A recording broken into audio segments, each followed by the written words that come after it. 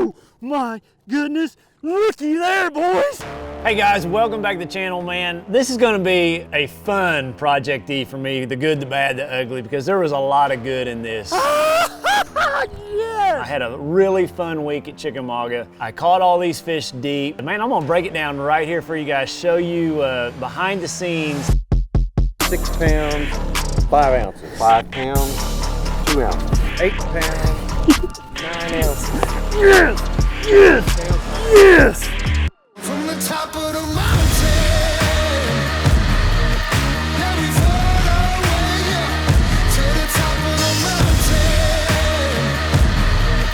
Yeah, we fought our way to the top of the mountain. Yeah, we never coming down from the top of the mountain.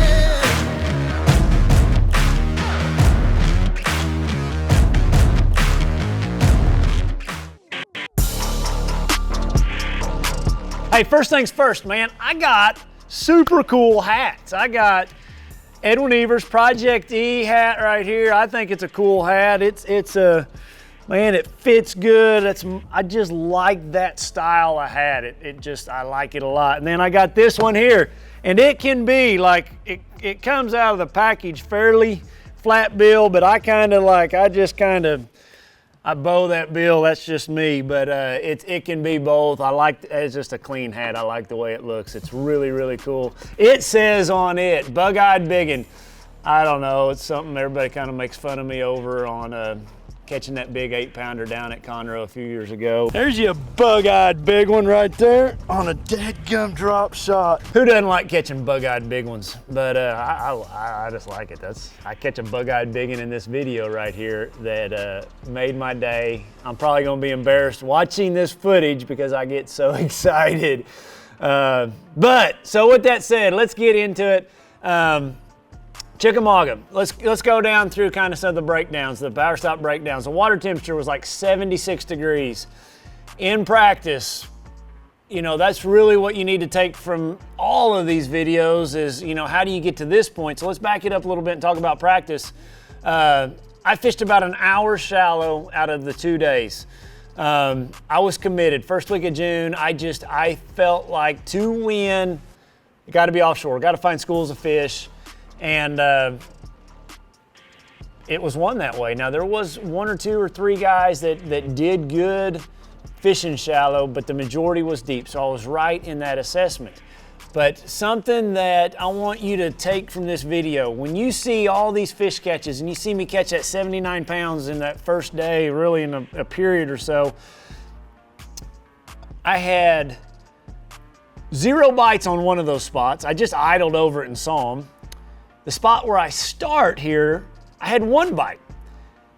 And like in practice the first day, I think I caught 3 fish, 3 scoreable bass. Now I caught fish, let me back up, but 3 scoreable bass over 2 pounds. They had to be over 2 pounds this week to be scoreable. And the second day, I think I had 4 scoreable bass. And keep that in mind. Like, you know, when you see having an 11th place finish, a good finish in the Bass Pro Tour, I had 7 scoreable bites or caught 7 scoreable bass in 2 days of practice. So I don't get wrapped up into catching lots of fish in practice. And I also do not get wrapped up in where I'm going to start.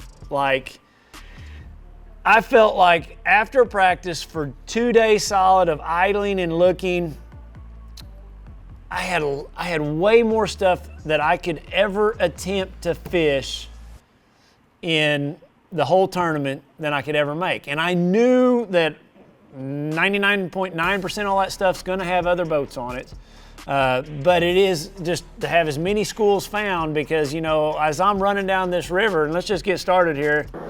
As I'm running down the river, you know, I'm constantly looking left and right, just seeing, you know, oh, somebody started on that group that I found. Somebody started on that group, you know, and then if I see a group that I don't see a boat on, you know, I was middle of the pack, so there wasn't, you know, I only had 20 boats that started, but I just kind of put it in the back of my mind and I might write that spot off that it's going to get a lot of pressure. I was running all the way down towards the dam, and This spot here I have a lot of history on. I had a really big bag back in an elite event quite a few years ago. I had like 22 pounds, was in second place after the first day, maybe 24. I don't really remember, but it's just an inside shell bar, and I found it in practice. Well, I knew about it, but the first time I found it by idling down through there and just seeing fish. And at this point, you got to realize I had 4 bites and 3 bites, and for me in practice, I didn't do a lot of cranking because I didn't want to be seen catching fish. But you can see on my deck, I've got 4 or 5 crankbait rods out, and I hadn't really thrown it yet in the tournament. So I start my morning off with what I got bid on in practice, and it was a stand-up worm, a hit worm. We'll break all that down for you, and on a lighter head. I couldn't get them to bite a bigger head. I'm fishing, 16 to 18, 20 feet deep. A lot of times I'd like to have a 3/8 or a ½ ounce head. I had to go to a lighter head. It made me fish it slower, and pressured fish. Just when I have pressured fish, I'm gonna go down in weight size unless I'm trying to get a reaction strike. I think I catch one right there. And I was so excited. And what I did there, I was throwing that worm, but I was like, man, I got a little frustrated. 5 minutes had gone by and I hadn't caught one, so I pick up a swim bait, and I'm throwing a little 4-inch swim bait on a ½ ounce head, 12-pound test, and I catch one like immediately. I make a waypoint marking it. I'm not quite up to where I had my big bite. And let's back up to why I'm starting here. I started here because, one, I think it's not obvious on a map. There's not a point, the mouth of a drain, the head of an island. It's nothing that is real obvious on the map, so I felt like it's going to get less pressure throughout the week. And I also started here because I made one cast in practice, and it was a giant. Like, I caught a 6, 7, 8 pounder. I don't know. I never even took it out of the water. I unhooked it, let it go really quick. And that's why I started here. And there's no other boats on it. So, man, here, like, I just catch that first, whatever, 2-something pounder. I throw the swim bait out here. The very next cast, I catch this behemoth. And I'm just, my confidence now has gone from like right here to right here. Because you got to realize I had a horrible Harris chain event. And you got to have amnesia, guys, to be a professional bass fisherman. And so glad to get my day started strong, and with this fish right here, it just, man, my confidence was soaring because I needed it. I needed it after Harris chain. I felt like I was going to do really good there, and I didn't. It makes my heart feel so much better. You don't understand. Let's watch it. Oh, yes. Yes!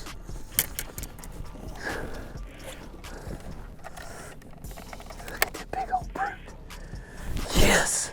6 pounds, 5 ounces. 6'5", we will take it. All right. There's a boat coming, I want to hurry.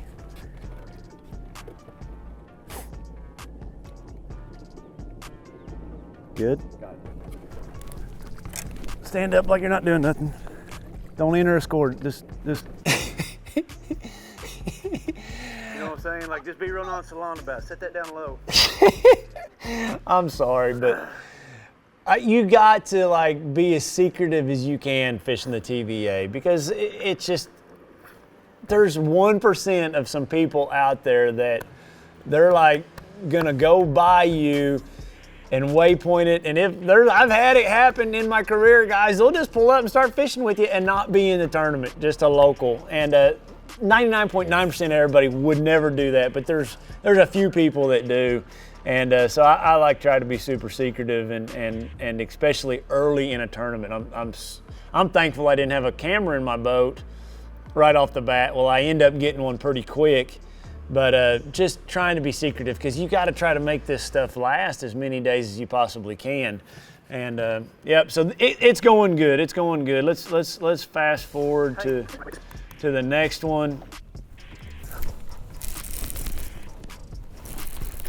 That's a good one. Stay on that bed.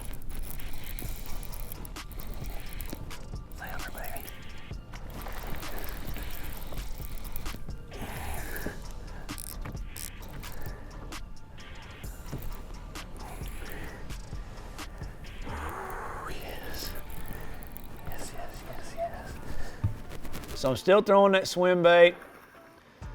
I just raised my power poles because I kind of feel like at times if you lower them power poles, it, you know, people might not think that I don't know. I just, you know. Things are really going good. So now we've got a 6-pounder. Man, that 6-pounder meant a lot to me for heavy hitters, because I had a bad Harris chain event, and a 6-pounder is big as far as making it to heavy hitters. Now I catch a 4-pounder. 4 pounds, 6 ounces.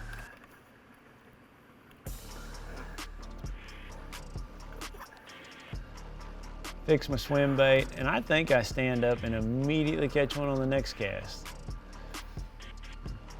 There's no current right now going through the TVA. When I say no current, it's 13,000 cubic feet, which is basically nothing. You know, my boats, whatever direction the wind's blowing is what direction the boat's gonna face.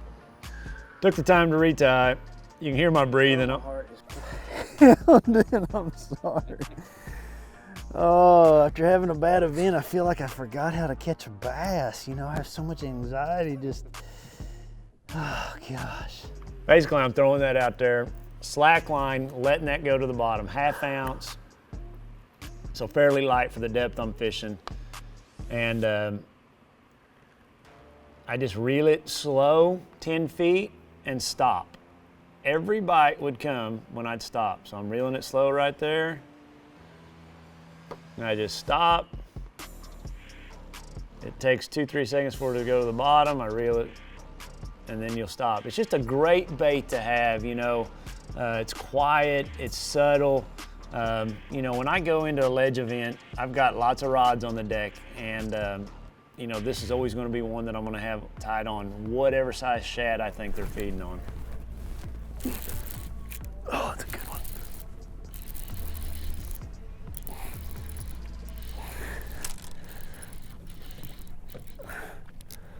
Down there, fish, down there. Oh, it's a good one. It's a good one. I mean, a good one.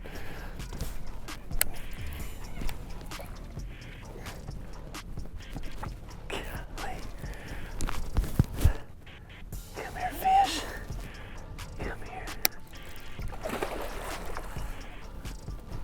Oh, come on, baby, down there. Down there. Gotcha. Oh.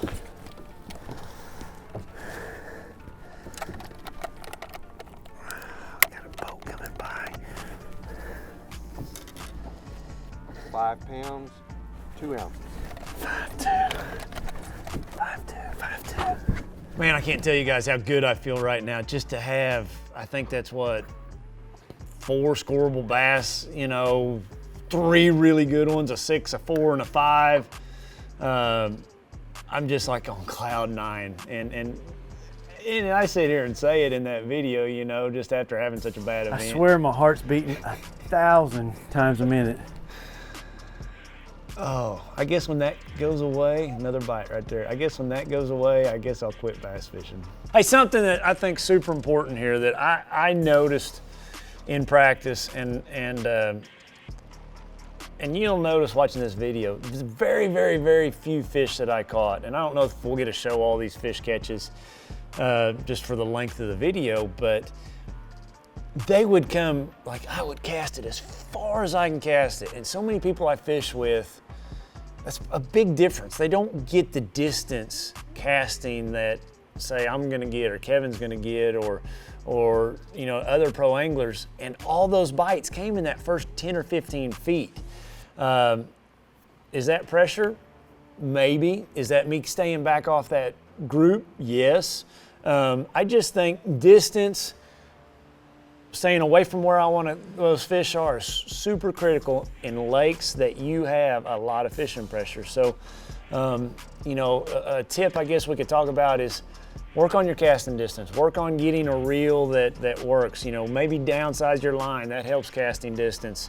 Open that thing up. Get the wind behind you. Do whatever you can on those pressured lakes to get that bait as far away from you, and you to stay off that school of fish as far as you possibly can, so you don't spook them. I mean, it makes a big difference in adding bites to your day.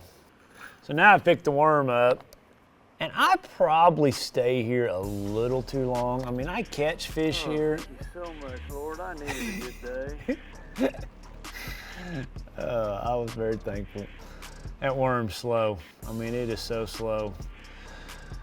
I'm throwing it today on 14-pound tests. As the event transpires, I'd go down to 12, but just to help keep it on the bottom, to get it down there a little faster. There's not a lot of cover down there where I'm fishing it. It's just strictly shell beds.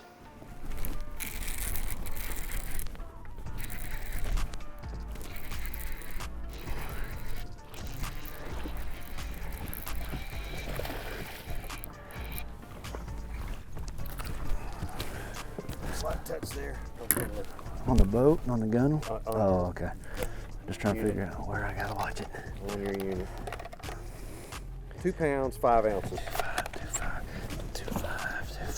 It's going good. We're adding weight. Adding weight. Something else I want you to notice, I am sitting shallow, throwing deep. I think that's a big, big deal in lakes that you got pressure. Just change up that angle that you think. You know, we talk about it all the time, guys, outside the box. Think outside the box. That's one way to think outside the box. Most people are gonna sit deep, throw shallow, drag it out. By sitting shallow, throwing deep, I'm keeping contact with the bottom, and I'm also showing a different angle to those fish than the majority of everybody fishing this lake does. Oh gosh, he's bigger than I thought he was.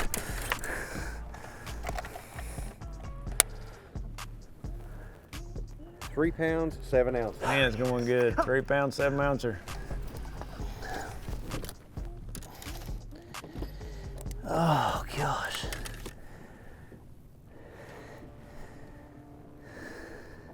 About didn't clear the gunnel. You're laughing because you're like, yeah, I know, I'm about to call penalty. It was close. So that is 1, 2, 3, 4 scorables in less than 10 minutes. And caught fish, non-scorables between all those casts. Here's the next one right here. It's a big one. I say it's a big one, but it's a 2.8. You gotta, I mean, I made a long cast and it's really deep. And you know, not only do let's watch this fish catch and we'll talk about it. I gotta watch it. I don't like turning them. I'll just as soon take them all the way back to the back of the boat till I make sure that hook's good. Or if I don't think it's good, I'll take them around the boat.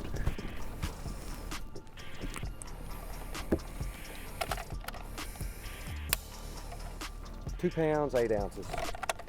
Real quick, is that not the best sound in the world, that snap right there? When, I mean, that's like, I wish I could hear that 100 times a day, because that means I'm catching them. You hear that snap.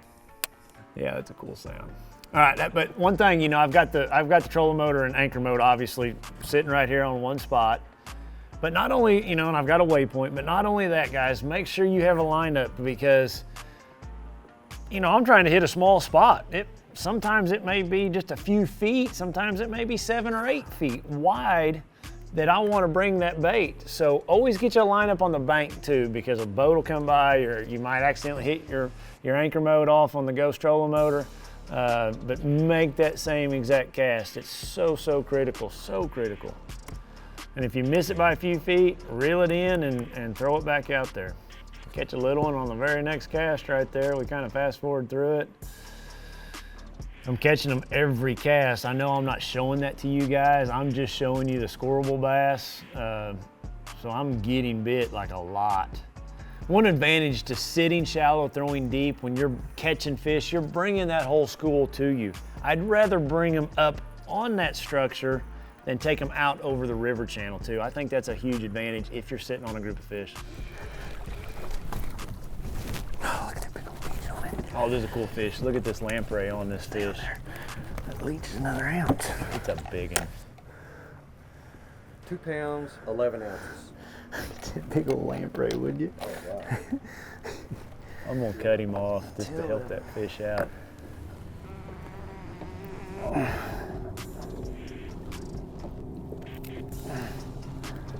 I think it ends up coming off. I do that to him. I just kind of cut him in half there. I've only seen those lampreys on the Tennessee River. Do you guys see them on your lakes? I'm curious, because I have only seen them on the Tennessee River, and they get big. I mean, they're big, real big.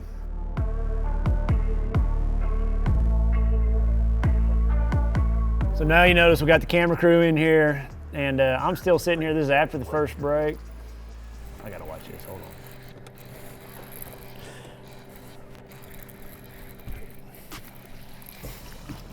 And he gets right in the camera shot. You can't see nothing. Rick, get out of the way.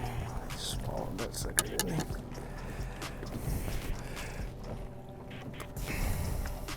Rick's a great cameraman. I've been with Rick a bunch. I don't get in trouble for this. He flops off the Pounds or scale. not? I don't want to waste my time. It's a 2-pounder. 2 pounds, 0 ounces. We'll take it. We'll take it. Awesome. So cool you get to release that fish. I mean, he's bleeding. I love that 2-pounder count, just like that 6.5 I caught this morning count. So they all count. They all count. I just got back to my waypoint. I was trying to ease up here. Every bite I've had today is as far as I can cast on the very end of the cast. It's just crazy. I just think it's I don't know, it may be in my head, but I feel like these fish are really skittish from boats and All right, I'm gonna, you guys saw a lot of this footage. You know, it was live if you guys watch Major League Fishing live. So I'm going to hurry it along to a super cool stretch. I pull off these fish. I don't know, I think there's still more there, but I think the bite had really slowed down. And I needed to find, at this point in my tournament, I'm sitting really well. And so I pull off these fish and I want to start looking at some of these other places that I'd been. just the head of an island, you know, just what a lot of these things are on. Throw that swim bait out there and let it go to the bottom. Look at Rick, and he's doing all this hand. I can't see him, but he's wanting me to talk. You know, you'll notice he's like beating on his chest all the time or stomping his feet. He's trying to tell me I'm live. So then I'll start talking. So we've moved, and just looking at my timeline here, we are 4 hours and 30 minutes into it, and I start fishing this spot. And I wonder if I can back up and show you what I saw on my screen. Let's just see. Oh crap, there they are. So I just saw them, big time saw them. Like, I idled over it and I said, there they are. So now I throw right back where they were and I fish and fish and fish and I don't catch them. So we found those fish at 429. I guess I'm wanting to make a point of how many different baits. I've got a drop shot there, I've got a Ned rig, I've got a worm, I've got swim bait. These are all the baits I've gone through in this 429 to 450. So I've been here now 20 minutes. I might have caught one little one. I'm fast forwarding here so fast I can't see it, but I've gone through, what I say, drop shot, Ned rig, 2 different size swim baits, a stand-up worm, and I know they're there. Like, I know they are there. I've had one bump of worm. I've seen them on the Lowrance, and I mean, I'm like, I'm almost to the point where I'm leaving. I'm like, it's time to pull the crankbait out. Because they're sitting there, they're not biting. This is what you do right here. And complete chaos ensues. Let me tell you, it was a fun stretch. Dang it. Try to burn a crankbait through there and see what happens. Okay, here she goes. I pick up the crankbait. Oh, I hit one. I hit one. I say it right there. Gosh dang it, one hit at it. So I'm throwing a dredger 20.5. The depth there is 15 to 18. The fish are probably 17 to 18 where they're really at. I don't know what these two are talking about in the back, but they are sitting there just sign language in between each other. I am reeling this thing as fast as I can reel it on a 6/8 to 1 platinum reel. 12-pound test, and I hook one up. And how many casts? I've made 3 or 4 casts with that crankbait before I hit one, but now I got them fired. Oh yeah. Just had to get them fired up. The old dredger, stay on there, baby. Golly, and cast and cast and cast through there. And you just get something else to go to get those fish to trigger. Where did my pliers go? Just a dredger. This sucker is like one of the best crankbaits I think built. I love these things. And I threw through there the first time, something hit it. There's a bunch of fish there. 2 pounds, 7 ounces. 2-7, 2-7. All right. Hey, I know how to throw a crankbait. I can do this right here, guys. I love it. Oh, come on, Long baby. cast. 7.6 mag heavy rod, 12-pound fluorocarbon. Another one. Nope, he come off. And I'm reeling it.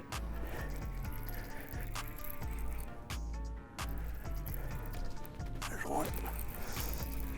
Lavender shad dredger is what this thing is. I'll show it to you. Stay on there.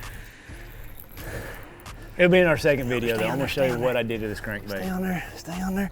Stay on there. Stay on there. Stay on there. Be a 2-pounder. Come on, baby. Do it. 2 pound. 2 pounds, 4 ounces. 2-4. Yes. Yes. Don't waste any time. You got to get back in there. Once you get them going, you got to go. Got me a new weapon. Oh, they're all under my boat. I noticed it right here. Dadgummit. Now, I'm sitting, the ledge is this way, the river's over here. I'm on the inside, so it gets deeper. I'm throwing down at this direction, and I just noticed that I brought the whole school out underneath me. So that's not good. So it's gonna take some time here. I'm gonna go 3-4 minutes without catching one. I think that's how long it takes to get those fish back up there. I reel this thing, I stop it, I pause it. I'm all the time making that crankbait do something else. I do not just throw it out there and wind it in. I'm stop, start, pull, drag. Just vary your retrieve on that crankbait, especially to get those fish fired up. Do not just bring it straight in, just do something different. Big thing on getting that bait to make that long cast, such a key with a crankbait. Get it out of, as long cast you can because it gives it more time to be in the strike zone, is to load that rod up. Have 2, 3, 4 foot of line out. Gosh, dog it. He missed it. Golly. That fish right there is like somebody cut my I mean, line. it just toilet bowl flushed it. It's like somebody cut my line. God, how does that happen? Golly. I am sweating to beat the band. There's no wind, it's hot. I'm winding that thing as hard and as fast as I can wind it. And when you hear Kevin's catching them, you gotta think he's cranking There too. he is. That feels like a good one. Oh yeah. Stay on there, man. Stay on there, baby. Stay on there. Oh, that's in your face, isn't it? Light touch. Gosh dang it, I can't get a hold of her. Cut my hand so bad right there. It just cut it right there. Would you? That fish right there. Golly. Man, my heart's going 100, boys. Such in a bad mood after not having a good tournament last week. Back on track. 3 pounds, 1 ounce. Yes. It's a good thing about that fish. That fish, I hooked her in the tongue. We're letting her go right back. That's her best chance for survival. All right. That's one thing. I love that. I can't get enough of that right there. Just something about that big old crankbait loading up. We're leading the tournament pretty good by this point. I don't remember by what, but we've got a pretty good lead, or things are going really good. Generally, that crankbait's a lot better when they're pulling current. They're not pulling any current today. It's still 13,000 cubic feet, but it triggered these fish. You got to remember, I reel it no harder. I'm reeling it absolutely as hard as I can reel that sucker. I sat there for 20 I'm minutes gonna before we need got a that bite, in a minute. and then we got them going with this crankbait finally. Let me pull up a little bit. The fish drifted me off. Come on, baby.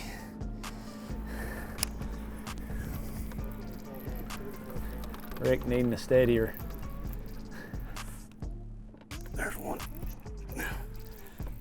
I think it's really important when you first get that bite to put some heat on that fish to get those hooks past the barb when you're making those long casts. Come on, baby. Now just be 2 pounds. You don't catch many non-squirrelables on a crankbait. Come on, baby, 2 pounds, 2 pounds. 2 pounds, 1 ounce. Yes, all that work, I want it to weigh 2 pounds. There's one. Oh, he come off. Gosh, dang I it. think that's one thing in Major League Fishing though, when we release those fish, they go right back down through there. And they probably keep you from catching more, you know, because I think they let off a pheromone or something that says, hey man, something's danger's in the area. I could be, I don't know if that's right or wrong, but it sounds good. It's a good excuse. And here we are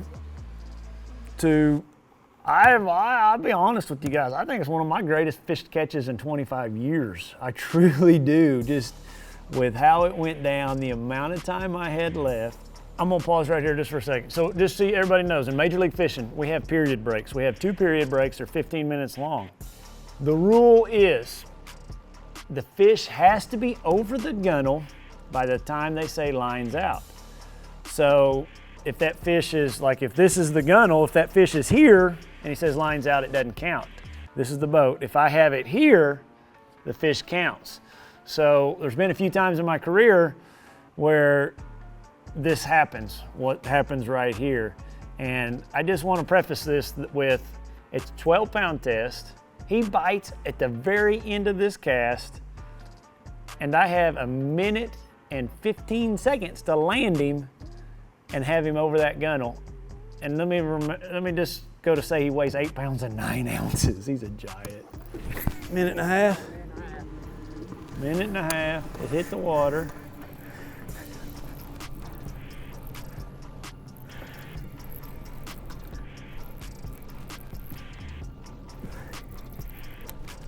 Oh my goodness. That stopped like a ton of bricks. Holy smokes. I don't know what I got. I hope it's a bass. And I'm gonna have to put some heat on it. Golly, it's big. It's big. It's really big. Gosh dang it. Holy smokes, this is a giant.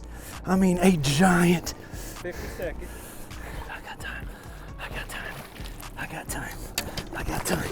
Oh my goodness. Looky there, boys. Ah, yes. God, that feels good. Oh, praise you, Jesus. I got hooks everywhere.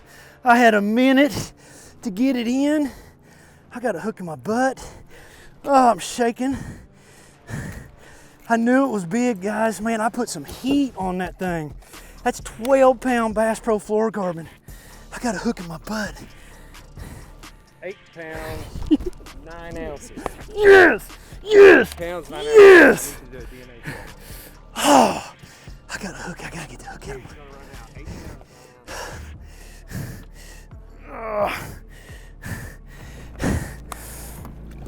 Oh man, I got issues.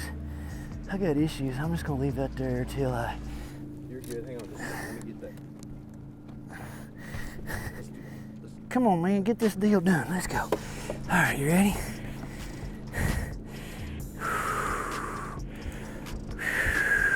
So if you notice and all that, I've got the Ned rig caught in my shorts.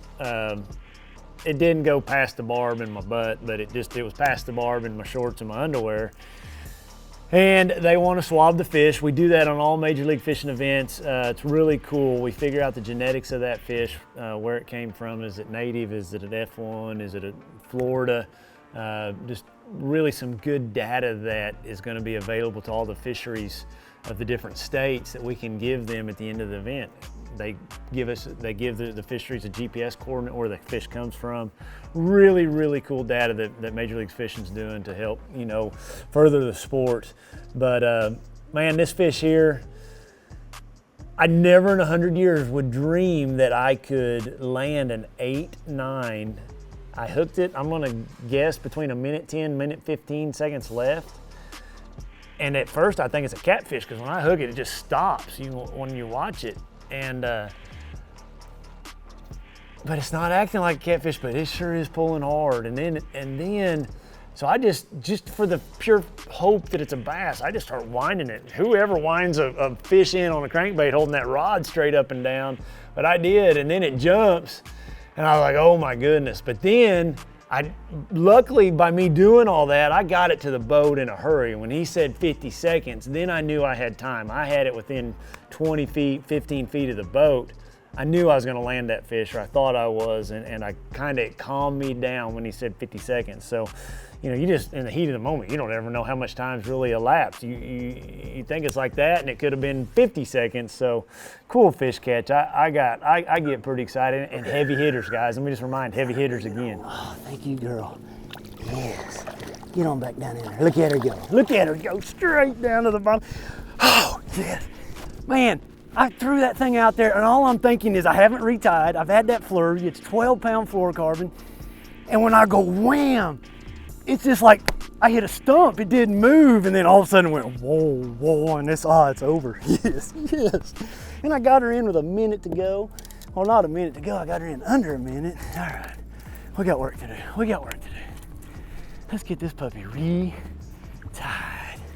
It's a good thing we had a break there. It kind of let me calm down just a little bit. I get this retied. And obviously my boat official or the cameraman doesn't volunteer to pull the hook out of my rear. So I have to undo my pants, pull it down so I can turn around and get to the back. And my cameraman, Rick, he's pretty excited too. That's pretty fun. So we got like a lot of weight right now. Let's get through this break. And we kind of started off really, really good. Right when he says lines in. I get everything retied. I start back out with that crankbait, and it doesn't happen on them. I give it, I don't know, let's see, 3, 4, 5 casts. Picked up the worm, trying the worm a little bit. Nothing, nothing, nothing. And then I always call it the cleanup bait. Like, this is what I clean up with after they get off the crankbait. And it's a bait you guys have to have in your arsenal.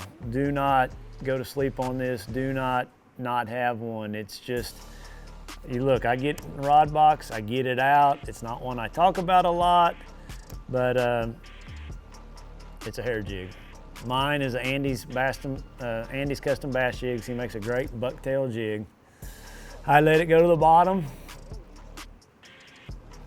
It's falling, and I don't use a heavy one. I think that's a mistake a lot of people make. They use too heavy one. I'll reel it 10 casts, one hit it, missed it, I let it fall back down, and watch this.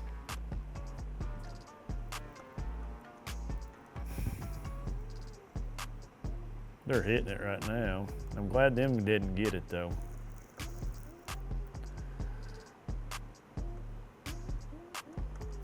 Donk. Your line just goes boom. When your line just snaps like that, that's the deal. At the moment, I don't think it's a very big one. It just swims right to the boat. Oh yeah, good. Golly, it's another great big one. I didn't know at first she ran right at me.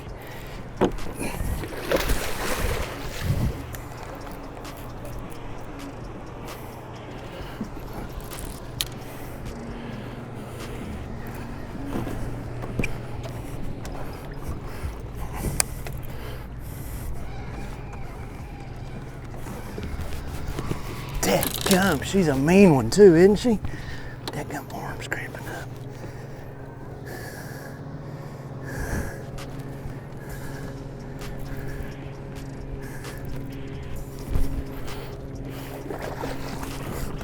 Open up, baby. Yes, yes, yes. We're cooking now. For a moment, I thought it was the same fish. I thought I turned around and caught the same 8-pounder. 6 pounds, 7 pounds, 2 ounces. Yeah, 7.2. 7.2. He didn't have any DNA swabs left, so we didn't have to. Luckily, he didn't have to. I was able to make another cast. I wanted to get back in there and catch another one. You notice this big smile on my face right now? Like an 8-pounder and a 7-pounder, that'll do it to you. Back to back. Yeah. That's 15 pounds in a hurry. Man, what a fun time, guys. So really I pull off these fish. I've got a big lead right now. I've got 70 something pounds and seconds 30. So 40 pounds over the next deal. So in my mind, I need to check everything else that I looked at in practice. I need to get a bite or two, you know, just worry about the days to come. You know, in TVA lakes, you've got to have multiple places and hopefully 2 or 3 in your back pocket that you can save for the later rounds. And I leave here, I'm gonna go start looking for more stuff. And I'm amazed how close these boats run. They just straight line A to B. They don't care if they're within 50 feet of you. But in my mind, I've got to find more stuff. I got to find something that I can save for the next day and the next day. You know, maybe I can use these fish for the next day and then have something, you know, for the next round and hopefully the next round. So I leave here. I'm going to go idle and look and maybe make a cast or two and fish, you know, a couple places. I end up catching one more fish. Well, no, it looks like I catch quite a few more here. Catch one there, just a 2-pounder. Catch a 212. But in the majority of it, there's a 3-pounder. With the majority of it, you know, I'm just bouncing around here, looking at different stuff, trying to find more fish for the next day. And man, I felt like I did. I felt like I found a couple more spots that I can use for the next day. But man, what a day. 70, I don't remember, 70, mid 70 pounds. And to catch an 8-9 for heavy hitters, a 7-pounder, a 6-pounder. I think somebody said my best 5 was like 32 pounds. So it was a great day and a lot of fun. And it was good to be back to having a good event, you know, man, after Harris Chain. And that's one thing, guys, take from your fishing, because you have to have amnesia. If you're a bass fisherman, there's no bigger failure rate in bass fishing. You make so many casts without a bite, or you have an event that you don't do good, you've got to forget about it and don't let it linger into the next one. And I was just super fortunate to have a great event here. And yeah, what a day. So guys, that was my day, man. It was an awesome day. I'm gonna show you my next day, my knockout round, my footage from the next day when I only caught like 18 pounds. I had some issues, some electrical issues. My GoPros didn't run. I had a really messed up day. Just things in my boat were not working. We had tons of rain. I got them all fixed eventually. But my GoPros didn't run, so I can't really show you that stuff anyway. So we're gonna fast forward. In the next video, I am gonna show you what I did to this crankbait, and I'll include a little clip right here of what all it includes that I do to this crankbait to make a difference in pressured situations. I think it's a tip that I probably shouldn't give away, but I want you guys to have it because I appreciate how loyal you are. I appreciate all the comments when I'm seeing you across the country. It just means the world to me. So I'm gonna show you what I did to this crankbait that I think makes a big difference, that I just caught that 8-9 on, that I caught all those fish on, that is pretty awesome. I've never told anybody about it, but I'm gonna show you exactly what I did to it. It's really cool. So you guys wanna see the next video. There won't be, we'll show a few of the fish catches. I think I caught 12 or so fish. A couple new areas, couple new techniques that you'll definitely want to see, but you're really going to want to see what I do to this crankbait. It's a huge deal. So thank you guys for following along. Be sure you hit that subscribe button. Just take a second, man. Just hit that subscribe button right now for me. It just helps me out a bunch, helps the channel grow, helps YouTube push that to more people. And if you guys want a hat, man, I've got them on the Pecan website. I've got 2 different styles.